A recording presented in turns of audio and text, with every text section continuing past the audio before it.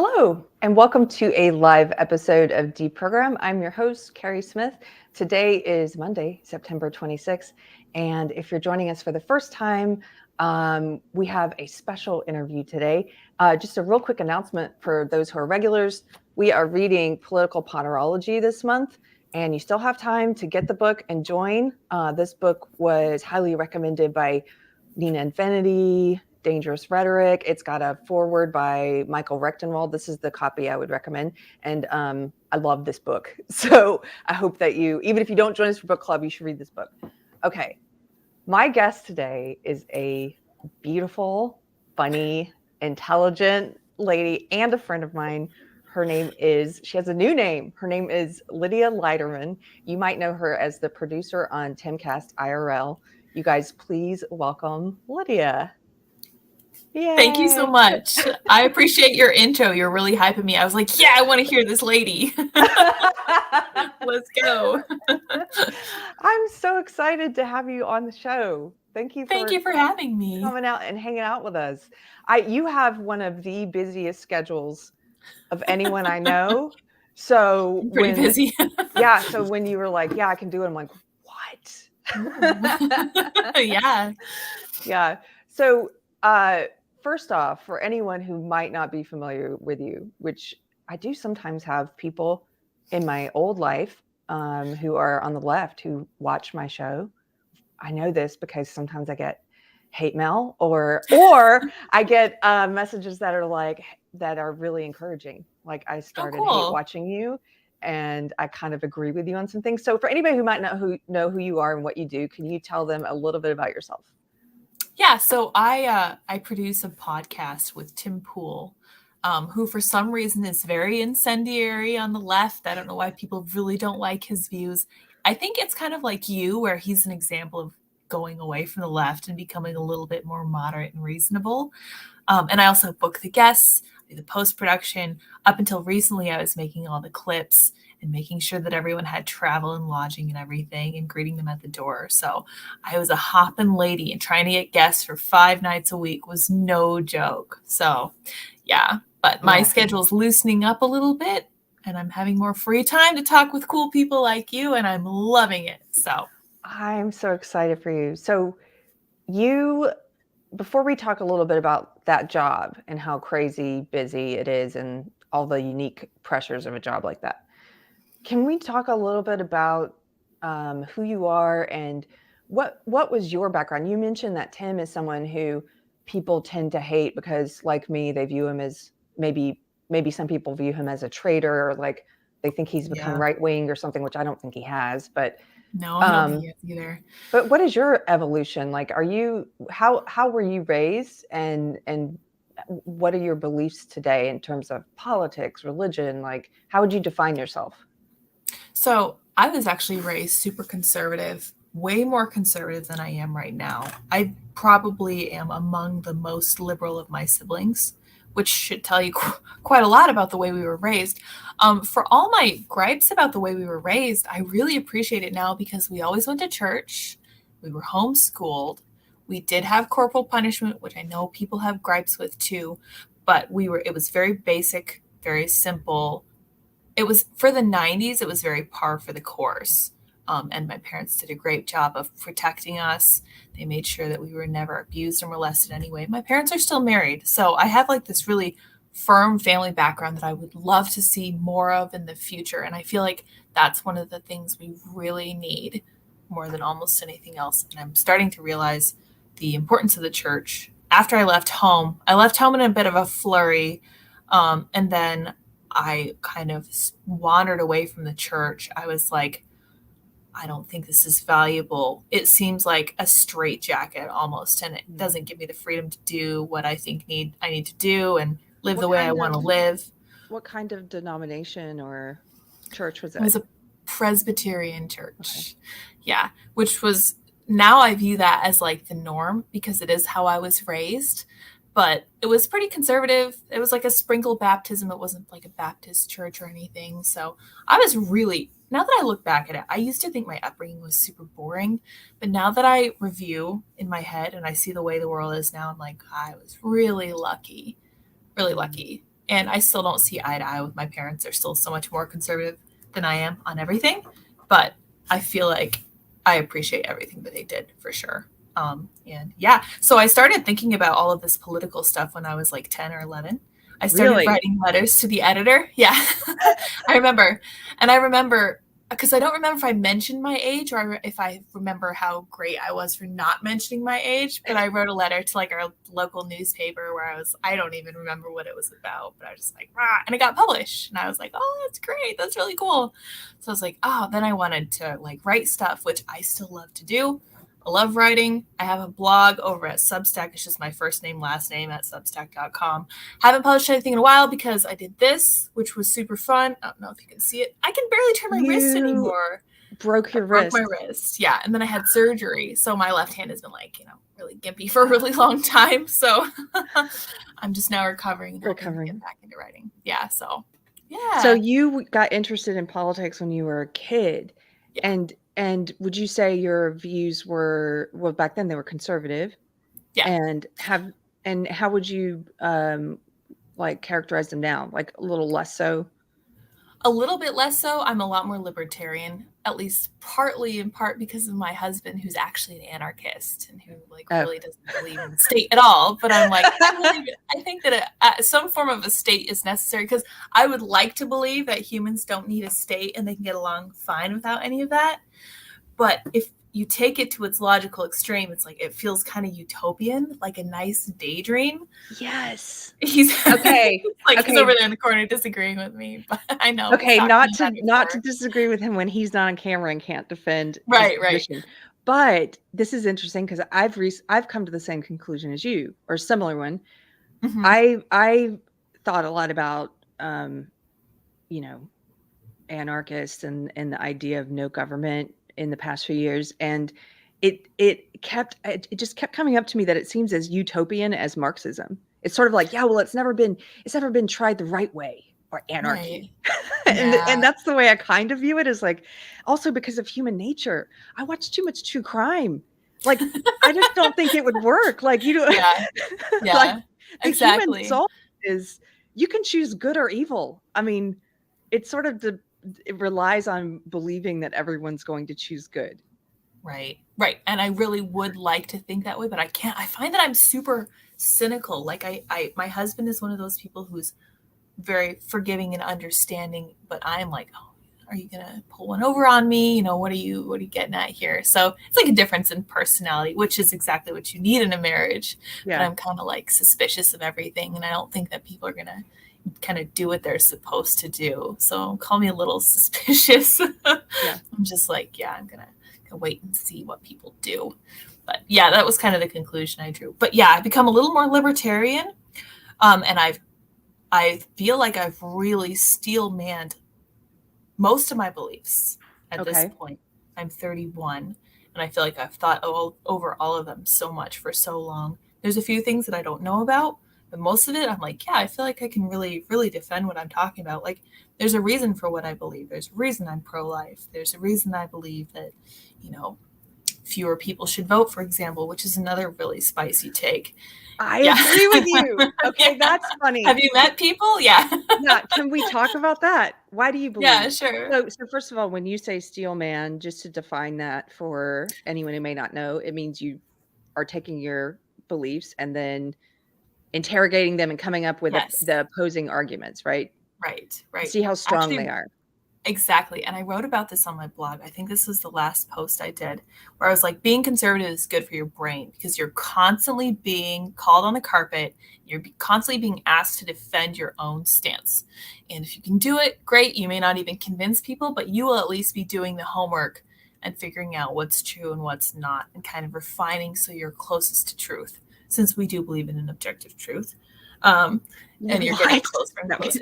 I know, it's crazy, but I feel like if you don't start from that premise, everything goes haywire, which is kind of more or less what we're seeing today. It actually makes it really hard, in my experience, to have conversations with some people who I think are well-intentioned on the left. If you get all the way down to that foundation and realize you don't share that foundation, that they don't believe in objective truth, and then you're like, I don't What are we even know where to doing here? start. Yeah, Like, yeah. What are we doing here? what are words? Exactly. So in high school, I had the opportunity to do debate, like speech and debate, and I did policy debate. One of the first things you do when you're presenting a case in policy debate is lay out your definitions. And I understand exactly why postmodernists don't want to do this. Because if you make them give you a definition, they won't be able to say in the next half hour, oh, that's not what that means. They'll have to stick to it. And they don't like that, can't have it. And I know postmodernism defies definition. That's its brand, as far as I can tell, as far as I'm concerned. They like not being able to be defined. So, right. Yeah, pin them on a definition, and then you can actually have a good conversation, because that's objective. Right. Let's go back to your spicy comment, which I actually agree with it.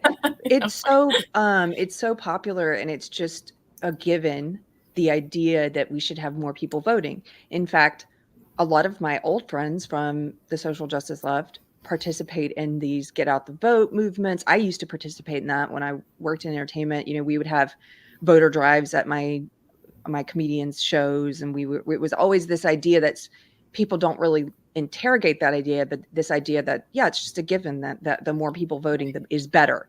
So why do you think that's not necessarily true? So when I used to vote, I pretty much am using my own anecdote. So people are welcome to criticize me for this. But when I would vote, I would sit down. In Colorado, we would get a blue book full of all the issues and all of judges and people whose terms were up for renewal or not. And I would sit down with my pen, my book, and my ballot, and I would go through every single topic and every single judge. And I was like, okay, and I would Google them. I'd be like, have these judges had any super controversial cases? Which side did they lean? Did they go super left? All of this stuff. Are they actually trying to, uphold the law and figure out from the constitutional and precedents and whatever? And that was how I voted. And the more I realized that people were rushing through it slapdash, like 99% of people do 99% of things, I was like, maybe we need and also understanding the way that civics are taught or not taught in the US. I'm like, I feel like people don't understand what they're doing or why. They don't understand the gravity of it. And also being from Colorado, I watched Californians move in, and they changed everything. And I don't remember when Colorado was super red. By the time I was paying closer attention to it, it was already starting to go purple because of these cities where Californians flock to. And I just watched that, and I was like, that they left California because what they hated was the policies they'd voted for. They've just never put two and two together. Yes. And now they're coming here and doing the same thing, which is what I'm afraid they're going to do in Texas. Honey, they're doing it. I know. They're doing it. Yeah, because California is terrible. Got to go to Texas, right? But you're exactly right. They don't put two and two together, because I'll have that conversation with people who say that, they'll go through 30-minute explanation of why it was unlivable in California. And then they'll say, well, nice to meet you. We need more California and Texas, because they know if I've said I used to live in Los Angeles. And I'm like, no, we don't need more You just laid out all the reasons why it was unlivable, but there's something missing there in the way that they have a disconnect between the consequences of the policies they vote for, because they I think they vote just based on intent. Yes. And they don't look at how things play out. I do believe that a majority of the people who vote that way are voting because they're trying to be nice. And I won't even say they're trying to do the right thing. I think that they are just trying to be nice, and they're being compassionate. Oh, this gets even spicier. I don't know if you're ready for this, but part of the reason I think that people are super inclined to be nice and compassionate and friendly and to do things like to open up the border is because they're women, which I have said jokingly that we need to repeal the 19th Amendment. Yes. And not just because of the women, but when you look at it, it's like women tend to vote Democrat such an overwhelming percentage of the time, and it has such negative fallout.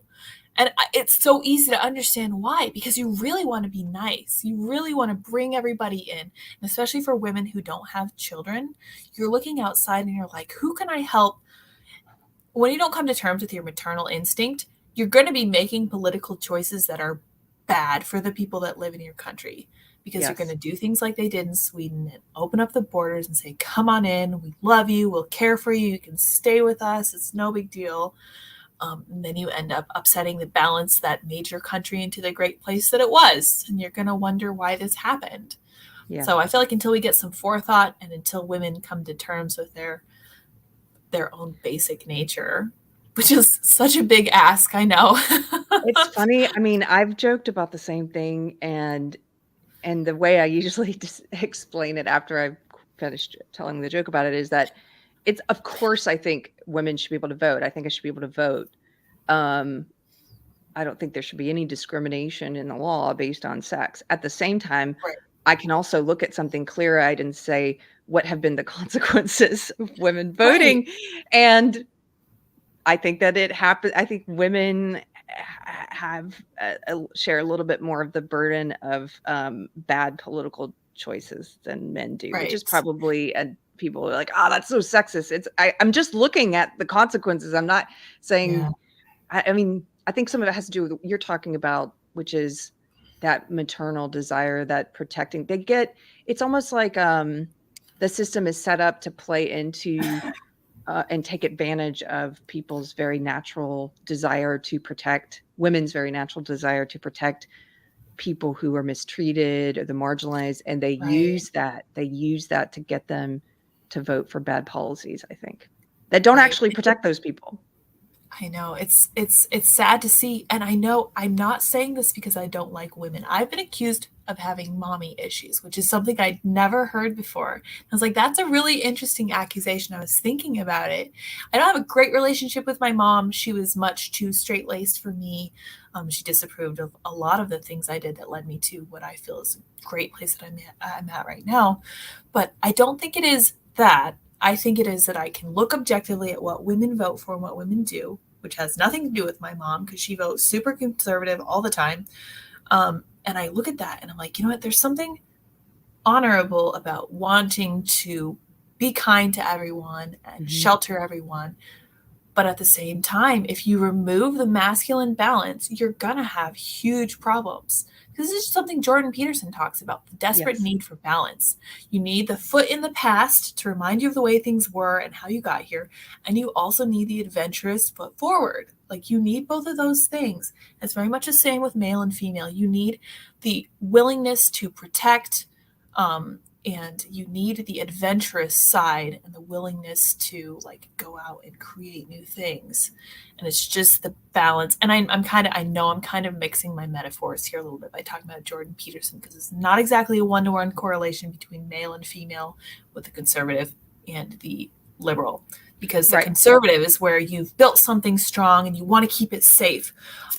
They actually, before the pandemic, they would talk about how conservative people would be much more strict with enforcing borders and cleanliness and all this stuff. And they're like, oh, this is how the Nazis got started or whatever. And I was like, yeah, you need that. If you're building a family and you're building a tribe, you need clear-cut boundaries. You need ways to keep everything clean and pristine and prevent infection. You need order. You need rules. And then they're like, well, we just want to open everything up. I'm like, well, you just need that balance at the end of the day. And I feel like we've lost that. I feel like the women are running the asylum at this point. It's like, maybe you need a balance between the two. It's like, nobody wants to live in a world that's too authoritarian and strict, and nobody wants to live in a world that's too boundaryless and chaotic. Right. So it's just like when you're raising kids, you need a routine, but it can't be, too much. It has to be that balance. I don't know. It's almost like you need to be balanced in every part of life, and politics isn't really any different.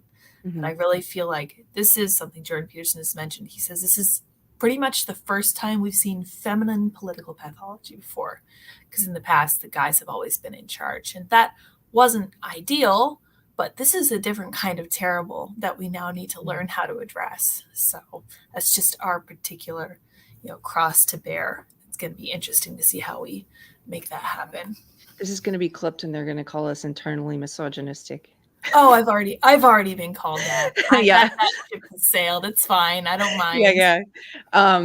the new thing that the kids are saying, which is just another way of saying internally misogynistic, is a pick me girl. I just got called that Oh the other day, and I yeah. was like, Yeah. what? I did too. Pick Yeah. me? I was like, wait, what? Okay. I know. Uh, So how, I saw the perfect example of a pick me girl. There was a guy who I don't know his name, but he posted a picture of himself wearing a mask in an airport. And he's like, here I am. I'm still doing my part. We're still in a pandemic. And there was a lady who tweeted at him and she's like, I am too. I'm always wearing my mask. I'm doing the right thing. And I was like, this is pick me, okay? This is look at me. I'm doing thing. I'm virtue signaling harder. Look how great I am. That's pick me. You and I don't think do anything like that. Like we'll go out and engage with Twitter and it's great. But we're not like, oh my gosh, look at me. I'm so special. I'm virtue signaling harder than everyone else. Give me virtue for points. anyone who doesn't know, pick me is basically they're saying, well, they use it against anyone who doesn't conform to social justice. They use it against gay people who are not woke. They use it against women who are not woke and Black people who are not woke. And it means different things for each of those groups. And for women, what they are trying to say is that you're trying to get, they actually explicitly said this because I like to play dumb. I'm like, pick what, you know? And then they make them explain it and they're like, you just want the D. And I'm like, what, democracy? And they're like, no, democracy. And then they're like, no, you're just trying to get laid. I'm like, I'm happily married. But when you look at, but it's weird because it's like a kind of projection because a lot of the woke women who call you that, they're single. You look at their profiles and it's a bunch of like gross, classless bathroom selfies in like a public bathroom. It's like, look, your profile picture is you trying to get attention from men in a public bathroom. What are you talking about? They cited my I have like 3 accolades in my bio because I was really proud of Joe Rogan, like remembering who I was. He said I was rad. That was my the peak of my career, whatever. Steve Bannon said I was the best in the business. Michael Malice said it seemed like it would be hard to push me around. I was like, I'm taking that as a compliment. That's going in my bio. And she's like, that's how pick me you are. And it's like, what are you talking about? It's just something that I found particularly exciting and fun about my life. But they're all men, Lydia. That's true. That's a great point. That makes sense. That can't happen. Yeah. So pick me is kind of like based because it means different things for every single person. Yeah. And that's what I've realized about based. Is that if someone's saying based, it literally just means they agree with you. Like if Hassan Piker's followers came along and said you were based, that would mean you'd said something like super communisty or whatever. And then if so I don't know if you know. Well, originally I heard it was a shortened form of reality based, and it was meant to be like the opposite of woke based. But now I didn't know that, but you're right. They're using it in any manner, just like woke gets used in all kinds of ways now. Is that right? It's true. Right. And this gets back to us really needing to pin down definitions ahead of time, whoever we're talking to. Yeah. So you just got married, and I was telling you beforehand, I saw your video on Instagram of your wedding day, which is beautiful and really well done, like the music, everything. And it's just a touching video. I love it. Tell me a little bit about marriage. Okay, so marriage is pretty great because we both have the same goals in mind. We both really want to raise a family. We both really want to make the culture a better place. He has like the computer skills to make it happen. And I have like a little bit of the cultural voice to try to push forward these ideas about family and whatnot. And we both have the same goals. Yes, we both have the same goals. And then we both are really embracing the gender norms. Yes. Like, he's the pickle jar opener. He's the spider killer. He helps me set up the lights. We're still working on all this podcast setup stuff, but he knows all that stuff. So he's doing the masculine part and I'm doing the feminine part, trying to keep house, trying to get us organized, get us, successfully pointed in the right direction as far as keeping house goes, which is challenging. I know that's another thing I think we should be teaching in school alongside of civics is home economics, but I digress. I do know a little bit about that. I just fell out of practice because I was on my own for so long. It didn't really matter. Now it's like, yeah, okay, I'm a wife. I'm going to do all these wife things and make sure that everything's in the proper place and move the furniture or whatever, bother my husband. And yeah, that's been great so far. Like we've really been seeing eye to eye on 90% of things, aside from like the whole anarchy thing. But that's fine. That's one fine. of those things. It's like, you know what? It doesn't matter. We agree on the big things. So we'll talk about that probably over the course of like the next decade or whatever and see what we come up with. Where you land. All of that deeply resonates with me. I'm recently married. You were at my wedding. Yeah, it was a beautiful wedding. And thank you. And I found that I'm kind of this was a controversial thing I said in a recent interview with one of the knitters, with Tabitha from Murder Knits. We were talking about what they call traditional gender roles and how society, or at least feminism, the feminism I was in, kind of frowns upon. There was always this negative attitude towards women who choose traditional gender roles.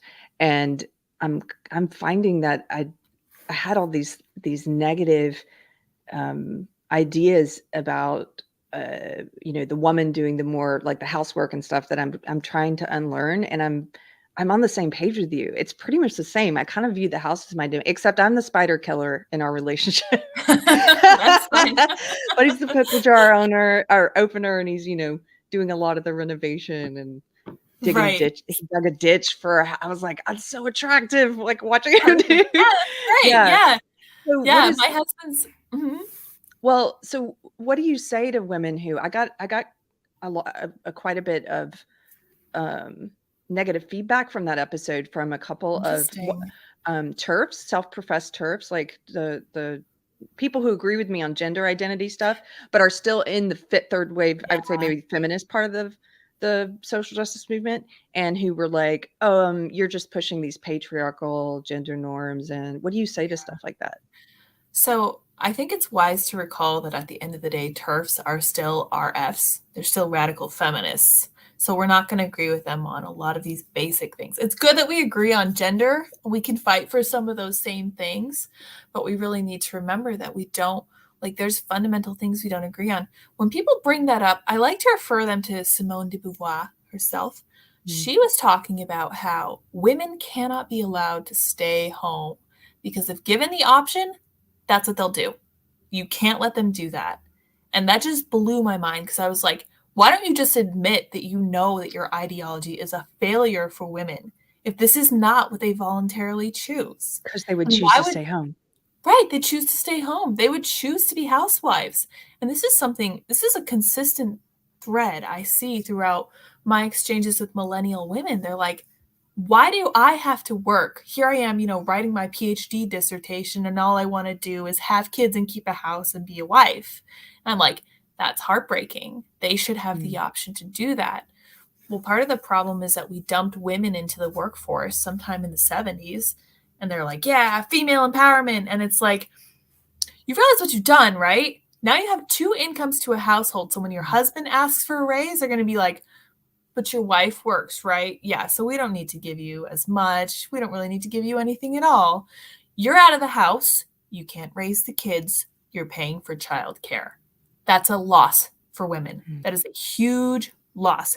Not just like in terms of values or whatever, purely practically speaking, financially, this is a huge loss for women to have to pay for childcare when this is something that they would probably, a majority of these women would probably literally rather do themselves. On average, we know there are outliers. Yeah, on average. Of course, there's outliers. Of course, there are ladies who really, really want to be like CEOs or whatever. These women are few and far between. The reason that the wage gap exists is because women do choose to stay home with their families, which I think is admirable. I think that's great. And I'm not going to say one way or another if women should. All I will do is point to the fact that they do, and they find great meaning in doing so. And I think that's awesome. I personally think that more should, but I understand the constraints. I remember my mom asked me, she was very sympathetic, but she asked me, she's like, Lydia, I don't understand why women your age don't want to stay home with their families, because she'd been able to be a housewife for pretty much her entire career. I was like, Mom, we can't. We really can't. We're to the point where we basically need two incomes just to survive, which is kind of terrible when you think about it. You have to find a way to subvert that if you're going to get around it. You got to be really smart, but it's not easy. Yeah, culturally, it's exactly what you're saying. We doubled the workforce when women entered en masse. And Yeah. so there's so many employees to choose from, and it's obviously, it's not culturally expected that a family can survive on one income anymore. Right. Not anymore. Yeah. So I would say if people haven't accused me of being on the side of the patriarchy in a while. That's kind of passé at this point. But if they do, I just point them to the statistics about women being sad. Because women are incredibly sad. Women, I believe, are the largest demographic that consumes antidepressants at this point. Feminism has done less than nothing to make women happy. It's made women actively sad. It's made them miserable. It's put them on antidepressants. It's given them birth control, which messes with their hormones, which we know really messes with our heads. It messes with our emotions and our psychology. And I want women to be happy, and I want women to be empowered to do exactly what they want to do, whether they want to stay at home or go to work. I view that as being hugely more empowering than feminism is today. And it's because they refuse to look at what it's done. This is another example of people not wanting to look at the consequences. They only look at the intent. But what you're talking about is absolutely true. And anybody can go and look up the statistics of women self-reporting their level of happiness and satisfaction in life has steadily declined since the 50s. And why is that? And I'm not saying I know I'm not even saying there's one answer. Yeah. I'm just saying that's happened since the 50s. And it's interesting because Betty Friedan's book, the feminist book, the Feminine Mystique. Feminine Mystique, yeah. Which was a lot about how women were locked into being homemakers, and they had these levels of dissatisfaction and malaise, which I think is true. I think a lot of what she wrote about in her book was true. But then look what happened after. Look at the consequences afterwards. Are women happier now? No. Less happy. Yeah, much less happy. Yeah, which I think at the end of the day, you could logically make the case that feminism is actually misogyny, which is a really interesting argument to make, but I think that it can successfully be made because you can say, are you actually valuing women when you're telling them, and I'm going to get into the weeds a little bit here, but when you're telling them that their only option for empowerment is to literally kill their own child? Is that empowering? I don't think that it is. I think that you should have more than one option. I think that pregnancy centers, my mom used to volunteer at a pregnancy center. I thought that was awesome. I think that adoption rules should be reformed so that more good people can adopt kids who need it. I think that there need to be options. Empowerment doesn't mean shoving everyone into a one-size-fits-all box. It means giving somebody some options and giving them the full range of the information they need to make the best decision for them. Can we talk about your pro-life stance? Because that's something culturally it's huge in the news right now. There's this narrative that they're pushing that it's like living in America is like literally living in the Handmaid's Tale now. I know. You have very strong pro-life beliefs. Like, yes. Can you explain them to anyone who might be listening who's like, I don't even here. Let me set it up this way.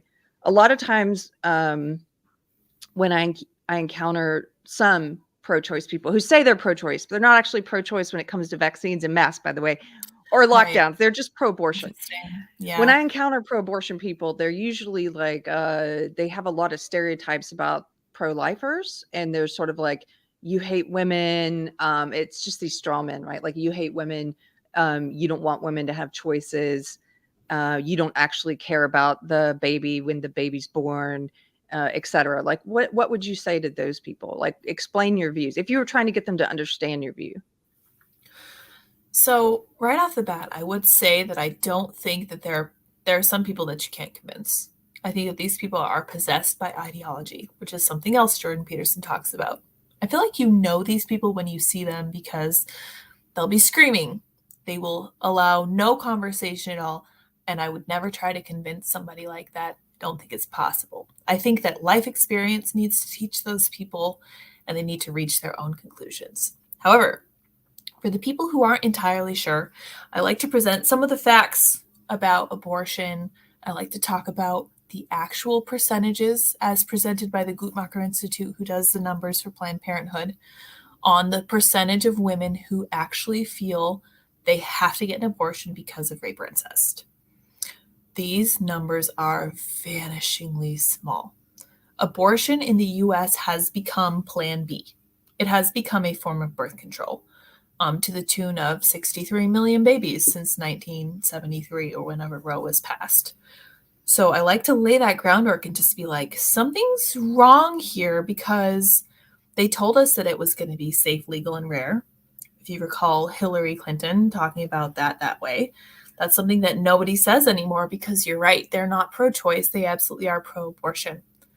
And they'll call you they'll call me anti-abortion as if that's some kind of home run, and it's not, because I absolutely am anti-abortion because you do have other choices. And like I was saying before, my mother did volunteer at a crisis pregnancy center. I remember because I went in, and because she had us with her or whatever, she was, stopping by for a few hours in the afternoon. And my sisters and I would go in and we would help them sort out the baby clothing room, which was the funnest place in the world to be, right? Because there are all these tiny little clothes that women have donated from, 50 different churches across the city. And they're all out of order. So you need to go through and you need to sort them by season. You need to sort them by age.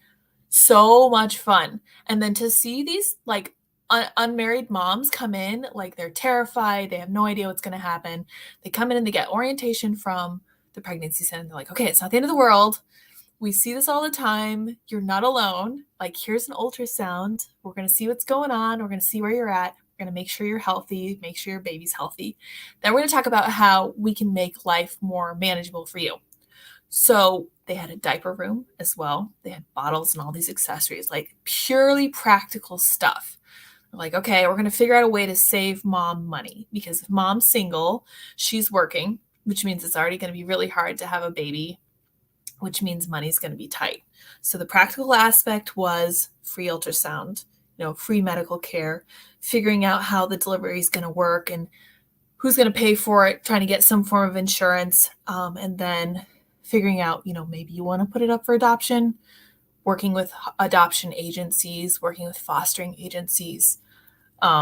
Babies are adopted very quickly, is my understanding. It's the older kids who require more TLC because it's harder to place a 7-year-old or a teenager. So when they were working with babies, they're like, yeah, we'll work with adoption agencies for sure. But if you want to talk about being pro-choice, I would also like to invert that narrative, because being pro-life, bring that baby into the world and then being like, okay, what do we do now? I think is hugely more pro-choice than saying to a woman, the only way that you can succeed, the only way you can overcome this hurdle in your life that you weren't exactly expecting is to kill it. You only have one choice. And this is the choice that Planned Parenthood makes money on. And I really don't like that narrative. So I think being a feminist is ultimately misogynistic. I also think that being pro-life is actually being pro-choice. When you get an abortion, you finish it. It's done. There's hugely negative fallout after the fact, but as far as having a child, it's over. It's done. It's not going to happen. Great. You made your decision. Now you're alone. That's only one option. Whereas being anti-abortion gives you a lot more choices. Are you going to foster? Are you going to adopt your kid out if you need to? Are you going to try to make it work with the baby daddy? And then here are some tools to help you get that done. So I like the idea of putting a positive spin on being anti-abortion, because it is positive. It's ultimately very positive. Life is incredibly positive. And I say this as somebody who's dealt with depression and hardship. And I feel like I'm so grateful in my marriage and so, appreciative of my husband, because I did go through, I always say we paid our dues. Both of us did. Yes. We both been through really hard times. So it's I feel like once you overcome some of this hardship, for example, an unexpected pregnancy, then you really will enjoy life. I have friends who are the products of rape. They will tell you how happy they are that their mother chose life. And, even though they were adopted out, they went to a loving family or whatever, and they have a great life.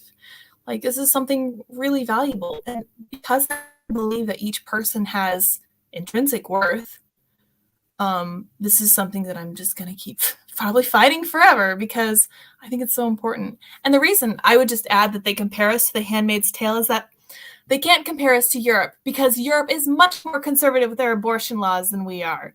Like, we have states, Colorado, my former home state, has abortion pretty much up to delivery. Like, you can be crowning and be like, right, insanity. Like, I don't know if people don't know this, but I think it's the US, Canada, and North Korea, possibly China, are the most liberal with their abortion policies, which really makes you wonder why. That doesn't seem progressive when it's coming from North Korea. I don't think people know that. I didn't know that. And I didn't know about Europe being more strict and conservative with their abortion laws until recently, until all the recent controversy around the Supreme Court. Yeah. And then I started saying, wow, well, a lot of European countries have a cutoff date at which point they don't allow it anymore. Like 12 weeks. Yeah. 12 weeks. Yeah. I didn't know that. Weeks. Yeah. Yeah. That was relatively new to me as well, because I always assumed, Europe is overall more progressive and much more atheist than the US. But even they are like, no, this is not good. This is no good at all. So.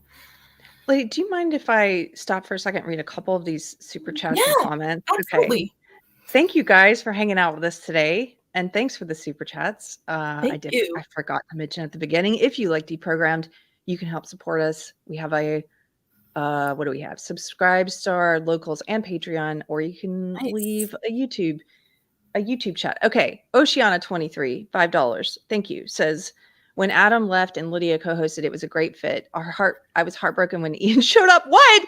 Crazy question. Is Ian as dumb as he sounds? This is mean. This is mean.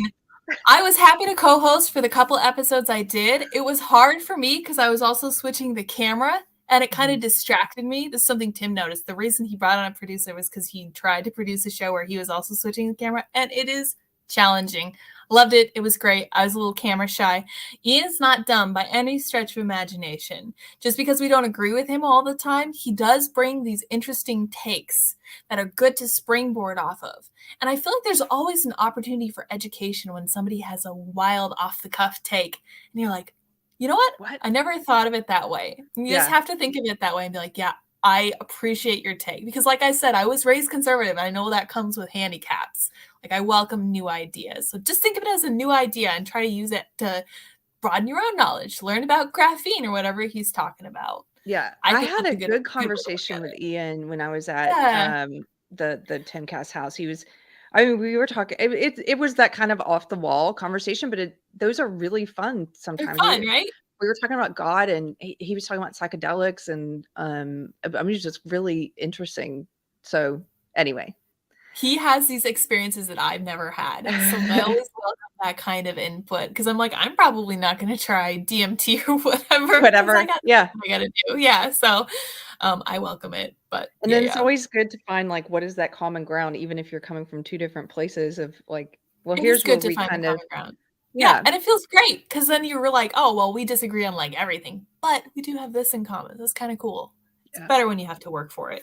Well, thank you, Oceana23. Thomas M, a $5 super chat. Thank you so much. Says, every episode of Timcast IRL, Lydia ends it with, bye, guys. I miss that on days she's not there. I do like to end the show like that, because I just naturally open with, hey, guys, how's it going? And then I also close with, bye, guys. That's just what I do now. That's become canon. I'm sorry. Let's see. We've got another from, hey, Penumbra Syndicate. Hello, sir.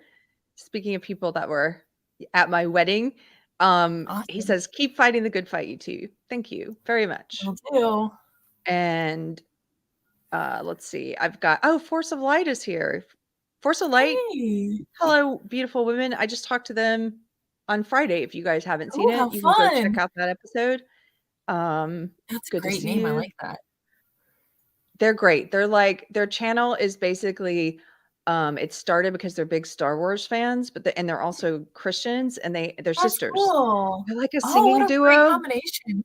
Yeah, but they're not musicians. I'd say they're like a singing duo, but they're like podcasters. I told them you should do a tour like a singing duo, but just do your podcast. Yeah, do your podcast. That'd be great. Thank you, Johnny, for the super sticker.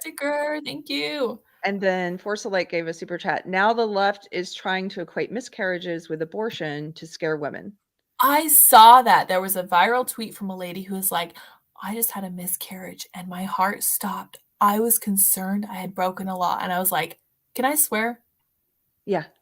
I was like, pitch, first of all, no, you did not. I was like, no, that's not accurate. Nobody in their right mind looks at a natural occurrence like maybe a late period or accidentally, all of these horrible things that might happen. Miscarriages, unfortunately, very sad fact of nature. No way in hell do you believe that you broke a law when your body did something completely outside your control. It's like burping and being like, oh my gosh, did I break, a censorship law or something? Of Wait a course minute. not. So can you explain this to me again? They're trying to pretend like they're afraid that if they have a miscarriage, they're going to be prosecuted or something. Is that what's going on? Let me find this tweet because I Okay. kind of went scorched on her. I was like, are you crazy? She said, I had a miscarriage last night, and the first thing I had to do was Google if I broke she's limited responses. Google if I broke a law. I didn't even know I was pregnant. I was 8 days late. Just sit with that for a second. Oh, I'm sitting with it, honey. And I said, I'm sorry you miscarried. It is a sad turn of nature sometimes. However, if you honestly thought, i.e., aren't just saying this for attention, since you clearly are disturbingly pro-abortion, that a natural bodily process broke a law, you might be brainwashed. I was like, I don't believe you're saying this in good faith. No. And if you are, this means that you need to get out, man. That's not good. That's crazy talk. I don't think that person's being truthful. I don't think so either. That's what I came up with, because her whole timeline is just pro-abortion stuff. And I was like, no way. Mary, this is not a super challenge one to put it up. She said, I chose to be a homemaker. Oh, and yes. And Mary, look at your little avatar there. I can't tell what that is, but it looks like a homemaker. It sure does. I love it. I'm really glad that she got to make that choice. I want more women to be able to make that choice and to rejigger their lives so that the pieces fit and they can make that work. If that means buying a bunch of great value stuff, I think it's worth it. I think it's worth it to try to save that money and make it work. So can you tell me a little bit about what it is? One of the things I think we vibe on is, I think that we may have come to some similar conclusions about what our role is if we feel like things are going wrong in the world. How can you best affect change about that? And I don't think it's what I thought it was when I was a social justice person, which is like, what did you think it was? I used to think it was like, I mean, I was fully woke. I was like, it's all focusing on the outside. Like, we need to pass these laws. We need to protest these events. We need to be out in the streets for this. We need to, tell people why they're bigoted. And we need to, tell people why they need to come around to our belief system. And then we'll fix the world. And we need to redistribute power based on race and sex. And we need to do all of these external things. And the way I kind of view things now is more, we've mentioned Jordan Peterson a lot, is more about just getting my own life in order and living a good life and trying to be honest and trying to have a family and leave something good behind in that personal way. What do you think? I entirely agree. I think people we talk a lot on Timcast IRL about civil war. And a lot of people say, oh, it's happening. Oh, it's already here. I don't care. How are we going to fix it? Is there any way to fix it? And this seems to be something that we never fully latch on to on IRL. It drives me crazy. I'm like, we got to figure out how we can stop it if we can. Because the other day I did a little Twitter space where I was talking about why I'm patriotic. I freaking love this country. This is a great country. Don't get me wrong. I view the government as a huge problem, not helpful to the people. But I think that the American people are fantastic. We're generous, we're kind, we're warm-hearted to a fault. We're the biggest charitable givers, I believe, in the world. And Republicans are much more charitable than Democrats, which doesn't surprise me, but it does surprise some people because they're like, oh, well, Democrats are very big-hearted. And I agree, but for whatever reason, it just doesn't quite have feet when it comes to them, which is an interesting phenomenon I'd like to get into more. But I think that the way we save the world is by having these interpersonal conversations, because I don't think that positive change is something that can be inflicted from the top down. Top down, right. Exactly. And I don't trust a single soul to do that anyway. I don't trust anyone. I don't trust Donald Trump. I don't trust Ron DeSantis. I don't trust anyone to do that for me. The only person I trust to make these interpersonal connections for me is me. This is just like the person I trust with my hard-earned money the most is always going to be me at the end of the day. And I think that if we can I would like to memify the concept of the personal responsibility and like the whole idea of being like, okay, you know what? The world sucks. I'm going to arm myself with philosophies that help me tackle it. Like I really like Stoicism, and I have right beside me, I have the Desiderata, which I'm sure you're probably familiar with.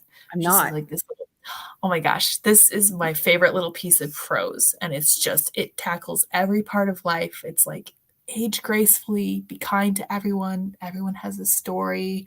Enjoy your work. Don't give up on love and all that stuff. It's you got to look it up after we're done here because it's very thorough and it's very wise. And I'm not even sure who wrote it, but that's one of the things that kind of keeps me pointed in the right direction because it's just like, keep calm, carry on, but in more detail than that. Mm-hmm. And I think that if we can kind of contagiously infect other people with this idea of wanting to be friends with the people around them and wanting to build bridges. Mm. And my husband and I have gone back and forth about this concept of bringing in people and just being like, okay, what do we agree on? Yes. We're going to find one thing we agree on if it's the last thing we do. Like, do we agree on how we should implement healthcare reform? No. Okay. Well, do we agree that healthcare is a net positive and that we should try to get it for everybody as much as possible? Yes? Okay, well, we can disagree on how we do that, but we agree that it should happen. Should everybody be educated? Yeah, I think so. Should everybody be indoctrinated? Of course not. Like, we did very widely on that. But I think that if we go to our neighbors and we say, I think we agree on more than the news is telling us we agree on, I think we'll be able to make great progress there. And the difficulty is, this is something that I ran into with my pro-life experience too. It's very, very hard to change an entire culture.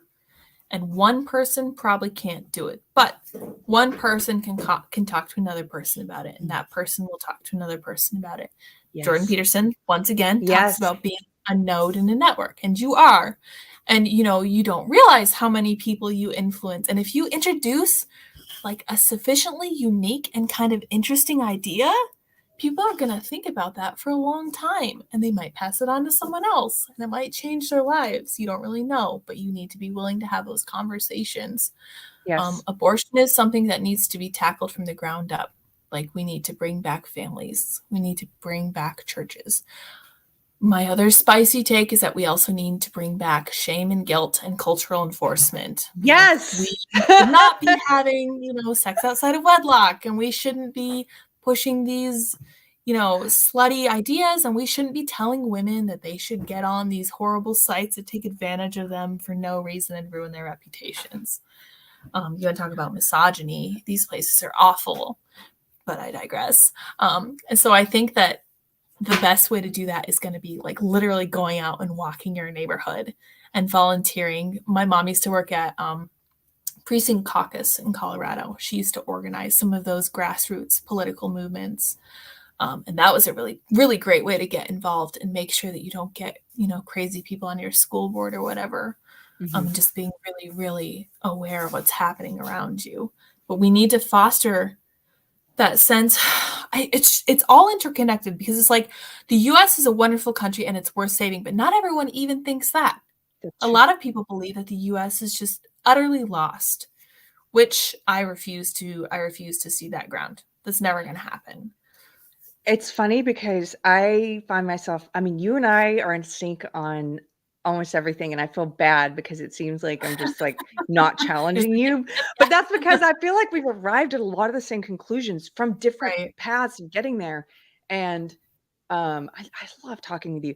We might disagree on probably, I'm on the fence about, I go back and forth on whether the US can be saved in its current geographical alignment. I'm not sure. I'm choosing to believe it can. I like that you are. I'm going to lean that way. Or try to this week. But I'm going to do my best to make sure that we can kind of keep it the way that it is I right like now. that. I love it. Yeah. That's where we might, because I tend to a little more than 50% of the time, I'm probably more like, it's going to dissolve. And the best we can do is preserve American ideals in different territories, like, and, preserve that in a different realignment of states or something. That's kind of sometimes where I'm at. But I don't think we disagree on that, because I don't believe that the spirit of America is geographic. right. I think that these ideas can and should live everywhere, first of all, without force.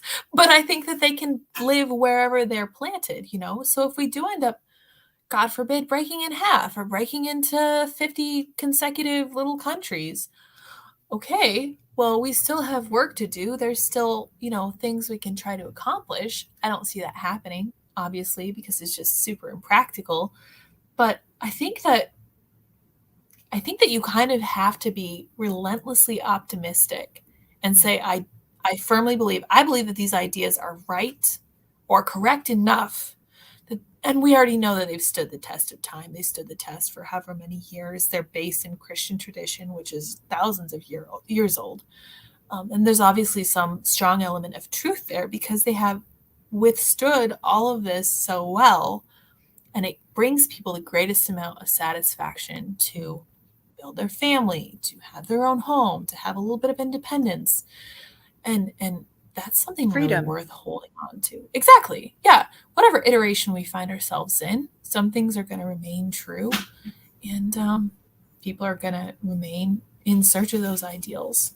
I don't think anything's going to change that. So freedom and more choice. That's right. what we fostered, the American spirit, the ideas behind America. I was just, I was just in Europe, and one of the things I've been thinking about, it was my first time in Germany and France and Switzerland. And they were, beautiful. Everything is so old. I know, so old. It's crazy.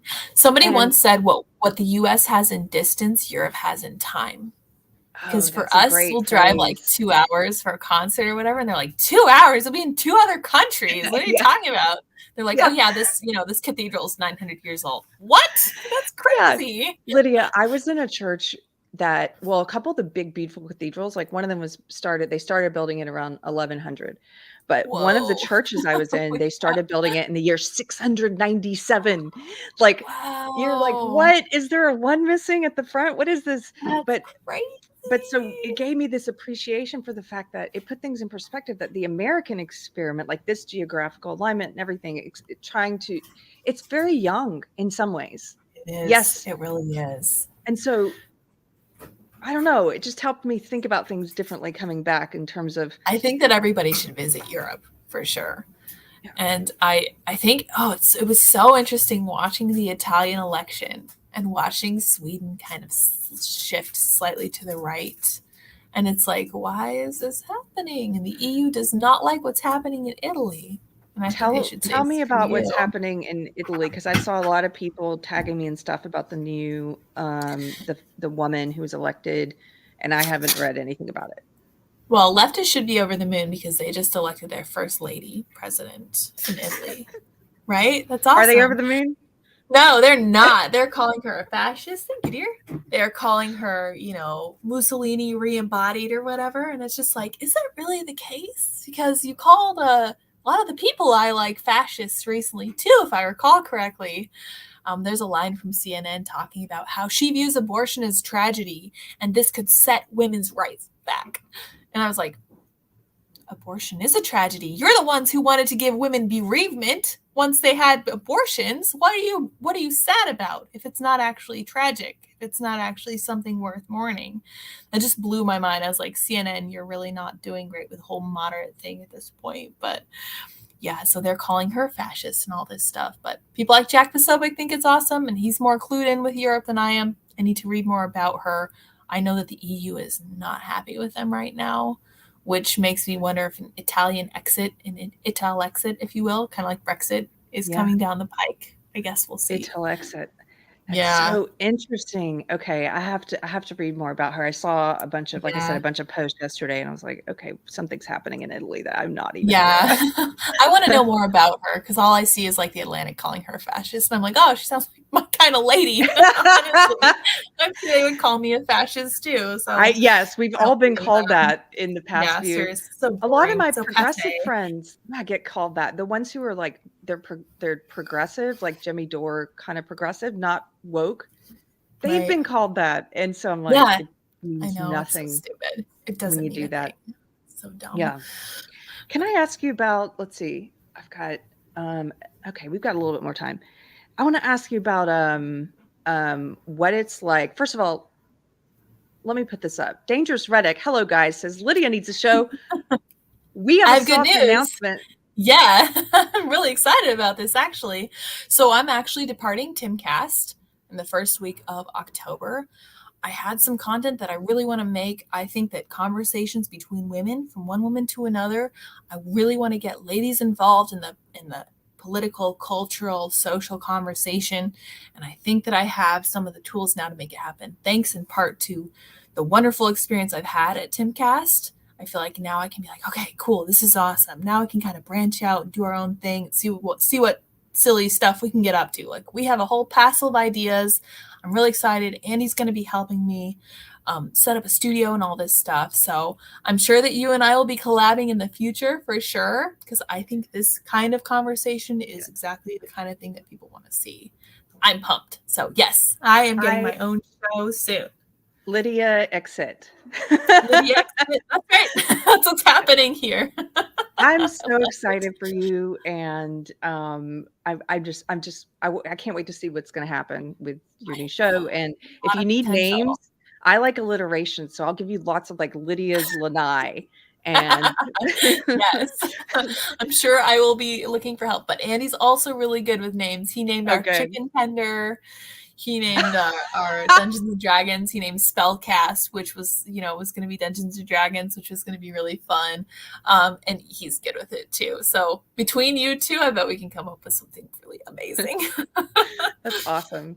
Okay, so I want to talk to you about now that we've talked about you're about to branch out, do your own thing. When you being on a show like Timcast, we talked about at the beginning how busy you guys are, and you're incredibly busy. And I remember the first time I was ever there, like just seeing your schedule and how intense it is and how much work you put into it. And I remember I asked him, I was like, how do you stay grounded, like doing all of this? And he's like, kind of joking. He's like, well, I don't really like, I'm just he doesn't. Oh no, not at all. Yeah, I just works all the time. Yeah. And so a couple of questions. How did you try to stay grounded with a schedule like that and the public scrutiny of a show like that? And then I want to get into dealing with negativity, whether that's on like people who a lot of times I hear from people who are like, they like the Monday, Friday live shows because we kind of just hang out, and the news sometimes feels intense and they feel like we're living in a dystopia. How do you maintain a positive, like hopeful, peaceful outlook in the world when you live in a dystopia, and more specifically when you're also faced with a lot of hate because you're in the public eye? Yeah. So, okay. So there's a couple different parts to this. I think there's 3 different parts. I think I can unpack all of them in relatively short order. So how you stay grounded is you get a really strong work-life balance and you separate work from life, period. Like, I don't answer a lot of emails and I don't take a lot of calls on the weekends. That's just the way it is. I think that's kind of how it needs to be. I usually don't take calls before 9 a.m. Don't take them super, super late at night. But, I'll make arrangements for people after normal business hours if that's what needs to be done. But kind of maintaining. So there was a while when I was staying at the Cast Castle and I was like, I have to leave because I can't live in the place where I work. That does not work for me. I need to separate it. And it's like I'm sure your studio is a totally separate room from like your bedroom. Like, you just want to keep it so that personal life doesn't overlap too much with work life. I think that's just a good rule of thumb, especially with people working so much from home lately. And then you talked about staying positive. Let's see. So I'm like uncomfortably unrelentingly positive in a way that kind of bothers people, I'm sure. And I'm sure some Yes. people would be like, you're kind of being a Pollyanna, but Yes. at the same time, like I know I'm not being dumb, because I'm also a little bit cynical. Like, I don't always trust people. Like, I am a good judge of character because I'm like, you seem like the kind of person who might try to pull one over on me. I've been fooled in the past, but I can pretty much count those on one hand. Like, very infrequent, because I'm like, I feel like I'm the right balance of being super positive and wanting to give people the benefit of the doubt, and then also being like, okay, but you might not, so I'm going to be prepared for that until I know you, until I've given you the opportunity to show me that you're not going to do that to me. That's really helped. That way people don't disappoint me over much. I think that the right balance of being kind of cynical and super positive is a good mix. I know really sweet and wonderful people who are just a little too willing to trust people, and it ends up hurting them. And I hate to see that. I'm like, ding, please, ding, ding, yeah, ding, ding. yeah, just employ me as your cynicism filter. I need to talk to you more often about like, hey, run this person through a check for me. Like, yeah, for sure. Because there have been people I'm like, that person seems a little bit flaky, and then it goes, we go on to find out that they're like, running some kind of huge scam in the background. I'm like, yeah, that's kind of what I thought they would do. But yeah, I don't know. It's not, I think it's a personality thing. Some people are just down. Some people are super open and optimistic and a little too trusting. I've been like fine tuning a balance of the two so I can be a good judge of character and also keep up like this positive, trying to be a positive cultural force. What gives you your joy? I love thinking about things. Like, I love philosophy. I love Stoicism. I loved Epictetus. I love Marcus Aurelius. I love the silly little poem I have by my desk. I like reading what people learned a long time ago. My favorite Twitter nonsense is when I quote somebody from a long time ago and they're like, that person died a long time ago. And I was like, oh, you really got me there. These people had no wisdom because they lived a long time ago. Oh my gosh, that's crazy. Why didn't I think of that? I was like, no, these people are still read because they're still right. And one of the most interesting things I found about the Bible was actually from Proverbs, because Proverbs says things like, hope deferred makes the heart sick. I don't know if you've ever dealt with deferred hope. 100% true. 100% of the time. It talks about the absolute drain that a bad wife is and the absolute glory that a good wife is. Like, yes. It talks about both those things. It's like, be very careful. Enjoy the wife of your youth. Like, take advantage of your married situation. And these are things that are still true. Like, these speak very deeply to human nature. There's a verse you're making me think of. I might mangle it. You probably know it. It's like, it's better to live on the roof than to share a room with a quarrelsome wife. That's right. Yeah. And it was like, it's so clear that this is 100% true and in touch with human nature. Humans are the same then as they are now. Like, a lady who's terrible and nagging her husband all the time is not confined to the 21st century. This is something it's been a consistent part. As long as we've been marrying each other, committing to each other, there's been the lady who just won't leave well enough alone, who's constantly bothering her husband and kind of bringing him down, talking about him behind his back and disrespecting him. That's a constant. So whenever I see something like that, one of my favorite, I'm just like, yeah, it's so true. Like, it's so self-evident. One of my favorite books of the Bible is Ecclesiastes, because it's not. So I find it very philosophical, because at the end of the day, he's like, wow, so you can be a super rich guy or super freaking broke, and it doesn't make any difference in the end. We're all going to die. And I most people find that really depressing, but I'm like, that's a great equalizer. We're all going to die. So what are you going to do with our time before then? Entirely up to you. Turns out having a bunch of money isn't going to slow the process by much. So maybe we should figure out some of the other like really meaningful parts of life. But yeah. And then, okay, as far as dealing with like negativity, first of all, I ignore all of the hit pieces because they're all a bunch of lies. None of that is true, or if it is true, it's like a seed of truth that's been overinflated to ridiculous amounts. I know the truth about Tim Cass. I know the truth about myself. So when somebody comes at me and says something like, she told people not to get vaccinated at their event in October 2021, I'm like, no, I didn't. I said, use caution, talk to your doctor. You want to be careful. I understand if you don't want to get vaccinated. one of the things I told people at our event was that I want you to look around at like the 200 odd people who are here with you today. You're not alone. One of the things the media tries to do is tell you that there's no one else out there who thinks like you. You're alone, you're crazy, you're fighting this by yourself. You'll never win because there's no one who thinks like you. My greater point was that there are 100% people who agree with you.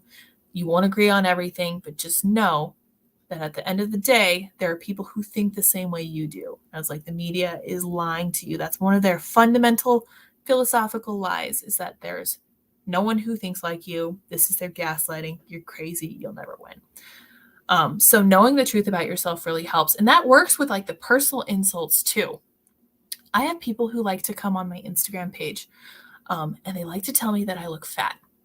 So this is like a really, really simple thing, really low-hanging fruit, especially for women. But I have to say, I already know the truth about myself. I weigh more now than I did when I started at Timcast. That's not something that you can argue with. You can't look at the scale and be like, I'm still where I was, in 2019. And if you are trying to tell yourself that, you're just going to be sad. But if you know the truth, like if you're keeping up on yourself and you're like, I weigh more than I wish I did. But I have a great husband. I have a great life. I have a great cat. We're doing great things. I'm excited for the future. I don't really care what random person 629 thinks on Twitter or on Instagram. It's like, I already know this about me. I've come to terms with my own shortcomings, whether they're physical or whether they're like, maybe there's a hole in my argument. Like, I know that's something I need to work on. All of them, maybe not so much, but I'm constantly in a state of looking for those things. So I'm like, okay, because I'm somebody who's seeking, looking, trying to learn, you can bring that negativity at me all you want. And it's not really it might get me down a little bit. I'm like, whatever. I know that I look, fatter than I did before in my picture. And at the end of the day, it's like, I don't really care because I'm very happy in my marriage. I'm happy with my husband. Like, I'm a complete contented lady. And I don't think that needing to appeal to strangers on the internet is a good way to live anyway. Like, physically, I want to look good for them. Somebody was making fun of the fact that I take medicine by injection for multiple sclerosis. They're like, how's that baby going to turn out if you take all these chemicals? And I was like, you clearly don't know anything about me. And these people who comment this kind of thing at me, I'm just like, man, it's such darkness. It makes me feel bad. Yeah, it's sad. It makes me wonder what their home life is like. Yes. I can't imagine.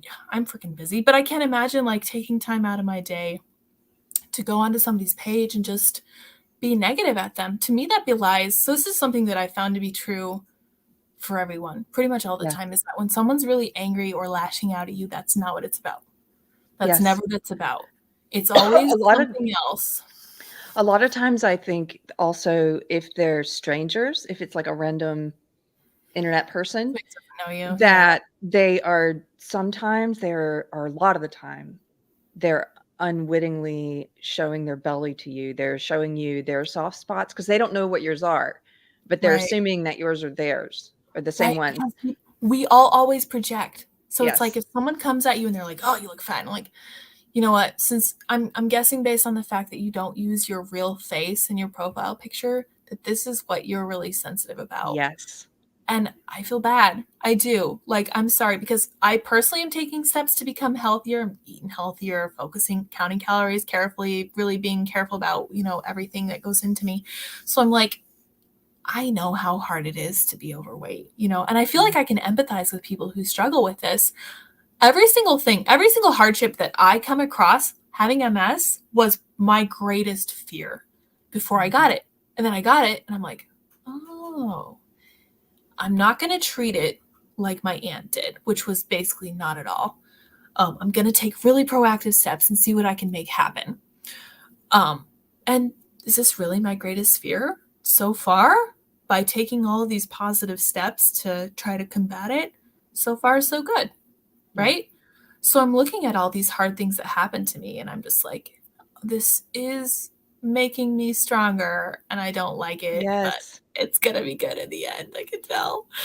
I remember going with you to a doctor's appointment when I was visiting. That was when I found out I had MS. That was that appointment. That was exciting. And you were so pulled together, like so. Maybe it's the stoicism you talk about, but Yes. for someone of your age, also, I think of you as very young. You are younger Well, than a I lot think younger I than me, wasn't even 30 and yet when I yeah. found that out. So I was like, oh, this does feel kind of young. But So whatever. how is it? This is something I like to ask people when they come across to me as someone who's figured things out a lot sooner than I did in life. How are you so How are you so based? How are you so with it? How are you so grounded and wise at your age? Like, what do you attribute that to? So I really I think just, you are anyway. I appreciate that. Thank you. That's a very high compliment. I think this comes with paying your dues. This is really what I think this boils down to. I think the coolest people I know are the people who have been through the most. Like my husband is a solidly recovered alcoholic of 8 years. He has been through it. Congrats. Yeah, I've I got know. It's 3 years next month. hell Tell him I yeah, said congrats. congratulations. Yeah. Yes, yes, yes, for sure. It's a wonderful thing because then you go through that and you're like, all right, well, that was terrible. I barely survived, but I did survive. So now what? What are you going to throw at me next? Because I already know that I can tackle this and whatever else comes at me will be fine. So I think that your life philosophy really comes into play when you're dealing with your haters online. Because like you're saying, they're showing you their soft spots or whatever. And it's because we can only see the world through our own eyes. What would really hurt my feelings would be if somebody said X. So that's what I'm going to say to this lady because I'm mad at her because she looks happy and I'm not happy or whatever else it is. And I just end up feeling bad. It's like, man, I hope your life gets to be better, because being a hater online does not seem like fulfillment. So No. yeah, No. so that's how you kind of combat the negative comments online. You got to know the truth about yourself. And just people are like, oh, just don't let it get to you. And I'm like, no, there's a reason they pick those topics. Like it's hard. Like when you choose something that maybe that somebody can't change. People like to say that I'm really huge or whatever, like really tall. I'm like, okay, well, whatever, can't change it. And I'm not going to make fun of somebody else for something that can't change either. But yeah. whatever, I digress. The internet's a wonderful place. I'm sure you get that too. Yeah. I got a funny one time I shared some of the hate messages. I just shared some of the ones I thought were funny. I Yeah, happened to get because I like to wear hats a lot, and so I get, your hats are stupid. Okay, great. you have great hats. Like Whatever. and all you're telling me is you're not comfortable dressing however you Not want. everyone So can wear hats. like I'm just saying. they can. They just don't know Yeah, you it. And they're can. taking Right. their hat aggression out on me because they don't feel like they can wear it. Fair. I don't like that. But I did get one that was like someone trying to scare me, and they messaged me and they're like, I'm in your house right now. And someone was like, you should message back, can you please do the dishes? Yeah, people like making the bed or changing the laundry over to the dryer or whatever. Yeah, Yeah. honestly, that's really dumb. Like You somebody have just trying to be creepy. Well, you have a very good sense of humor, I think. And is that something you've always had, or what do you attribute that to? I've never been told that before. I do find that I laugh easily, which kind of bothers people sometimes on Timcast. They're like, Lydia laughs all the time. I'm like, yeah, I do. I think that life is great. I'll laugh easily at whoever is trying to be entertaining. I think it's great. And I appreciate the effort if you're trying to make a joke, even if other people aren't really laughing at it. I'll join you in that. I think that's a personality thing too, but I do think that trying to stay lighthearted, because the world is very dark. I understand that. But I think that's a little less dark if you look at it with more of a sense of humor than a sense of depression. But yeah, it's a personality thing. I would say if you're kind of a down person to latch on to somebody who's up. And I feel like that's a great combination for marriage too, as somebody who's kind of, dark and dreary, and then somebody who's really upbeat. And then you can kind of have male and female fulfill each other. Then you can also have the sense of humor and the downer, and then that's a great team pairing. Yeah. I think. You guys are trying to start a family? Yes. Yeah. And you in particular have a lot of hurdles and things that you're working through.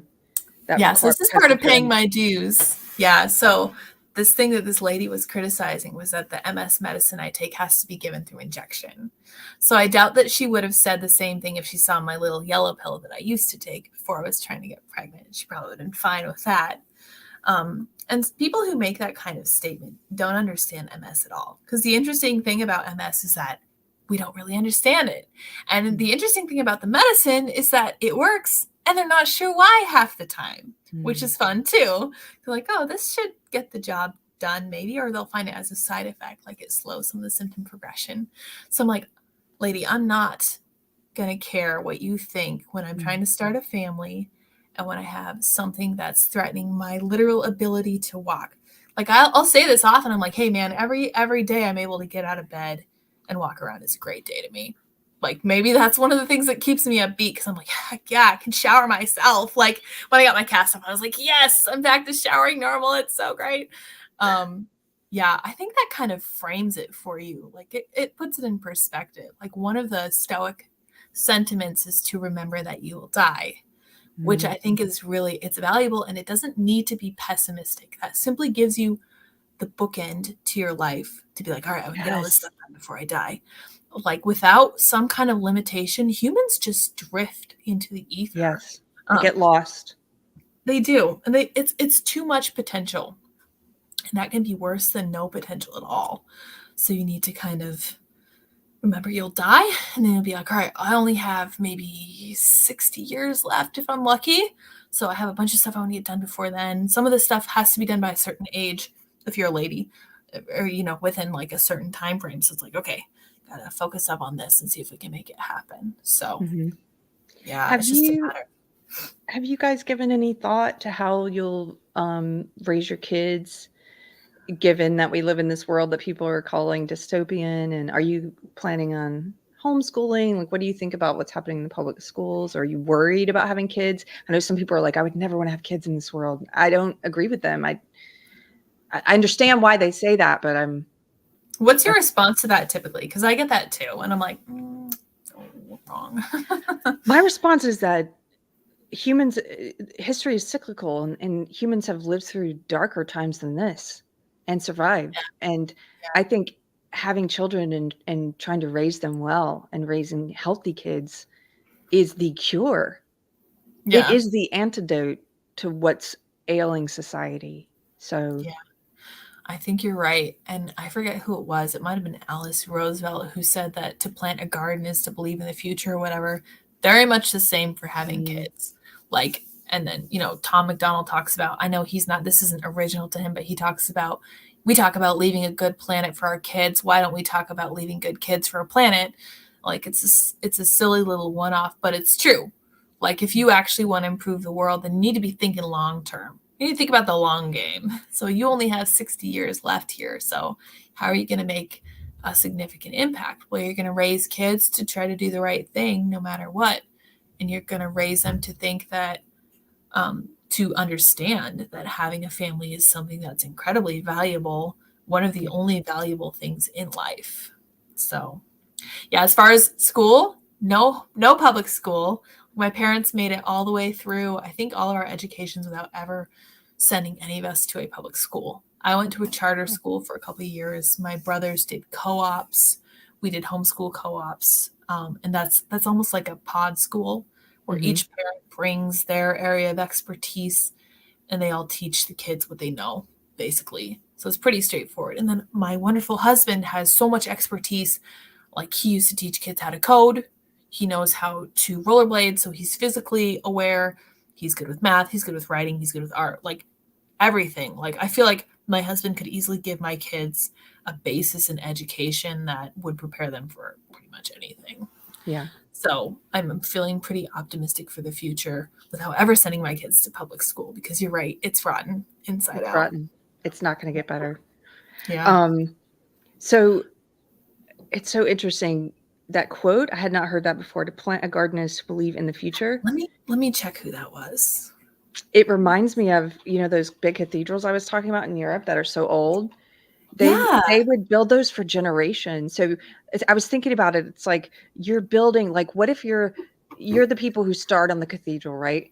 And you're just working on the foundation, and you're never going to live long enough to see the cathedral finish. Your kids aren't going to live long enough to see the cathedral finish. They'll just be building the bathrooms, and then their kids are building, it's like but they believe in the future.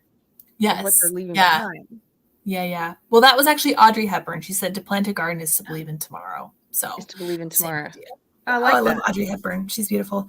Yeah. And I will say that as far as like, Tim talks a lot about planting trees, the shade you'll never sit in, which I think is an ancient Roman idea. I mean, it's a good one. And it speaks deeply to your, we got to wrap this up soon. It speaks deeply to your satisfaction with your work, with being able to focus on precisely what is in front of you at this time. And this is something I really want to teach my kids is focus on what you're doing. Make sure you're doing the best possible thing with what you have in front of you. And make sure that you are building this thing. If someone else needs to come along and build on top of it, it needs to be sturdy, needs to be dependable. And even if you don't end up seeing the end result, you can do right by the thing that's in front of you right now. And I think that that's probably what each person who helped build that really, really old cathedral you were in was thinking at the time. They're like, I'm going to make this as solid as humanly possible with the tools I have right now. And then hopefully it'll stand the test of time and they can make something beautiful out of it. So. I love that sentiment. I've really enjoyed having you hang out today. I've got a few more minutes and then I've got to run. My husband has a show tonight in San Antonio. If you guys are in the San Antonio area, come out and say hello. You can find info at anthonygarciamusic.com. Lydia, I have a new ad that I need to air and I forgot to air it. Do you mind if I air it right now? Yeah, go for it. Very important. Well, this is another thing people are going to say. Somebody said last time, she never takes the hat off. That's because this one is my favorite of the hats. Okay. Why would you take the hat off? I don't understand. What? Okay, real quick. Here we go. The mission statement for the Church on the Square in Georgetown, Texas, is to revive the church, reach the city, and renew the culture. I happened to attend the very first church service just because I saw an ad on Facebook, which is interesting because I know other people who found the church that way, and Facebook has since stripped our church of the ability to advertise. So I'm here to tell the deprogrammed audience, anyone who's interested, where they can find them. That first service, by the way, that was when I knew I had found my home, because the sermons are something that feeds your mind and your soul. Our pastor is Bradley J. Helgerson. I often describe him as a mix between Jordan Peterson and C.S. Lewis. If you're interested in listening to some of the sermons, you can find them all online on the Church on the Square YouTube page. You can also find them online at thechurchonthesquare.org. If you happen to live in the Georgetown, Texas area, you're also welcome to visit with us any Sunday. We meet at 10 a.m. outside right on the Georgetown Square on the courthouse lawn. If it's hot or if it's raining, then we meet in Ken's Guitars, which is also right there on the square. I hope to see some of you there. And thank you very much. Okay. Somebody says they missed the organ music. Yeah, okay. That was the funnier ad. I'm going to bring the organ music back. I think this one was too sad without the music. So I think music would help. That's awesome. Yeah. So Tiger's acting up, so I have to bring him on camera. I had a couple more chats I wanted to read, and we'll see if anybody else has questions for you. Zato says, great show. Can't wait to see what you're working on next, Lydia. Have a great week. Thank you. It's going to be fun. It's going to be great. Zato also said, you look great, Lydia. I love your attitude. Thank you. Appreciate that. Sarah Higdon was here. Hello, Sarah. I don't know if you're still here. She said, Saul Alinsky rule number 12, choose a target, isolate it, and make it personal.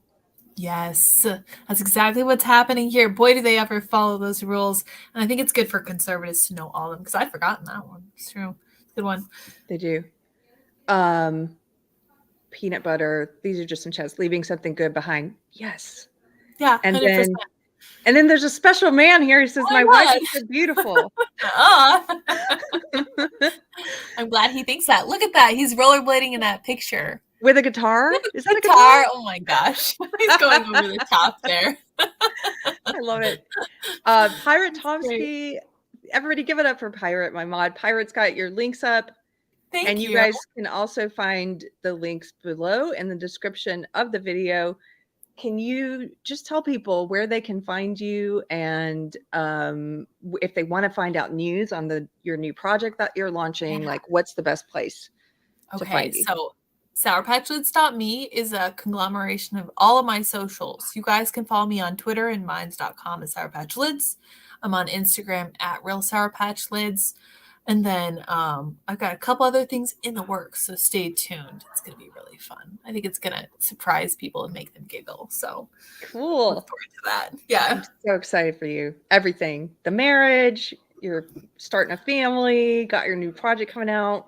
I feel like this is a culmination of all those long, dark nights of the soul. And now it's like, oh my gosh, I can see the sun. It's great. It's a good place to be. It's fun. All good feels for you. So, well, thank you guys. Thank you, Lydia, for spending so much time with me today. Thank you for having me. I had a great time. I feel like these are the conversations that you and I usually have anyway, except that we're both really bad about like calling each other. So this is a great chance to actually make this happen. Yeah, I'm like, we'll just have it on camera. We'll just do it on camera. Yeah, we have to do it live. Yeah. We'll do it live. Do it live. Okay, thank you guys. Thanks for tuning in. If you're new here and you like Deprogram, please don't forget to hit subscribe. Sometimes YouTube unsubscribes people, so make sure you're still subscribed.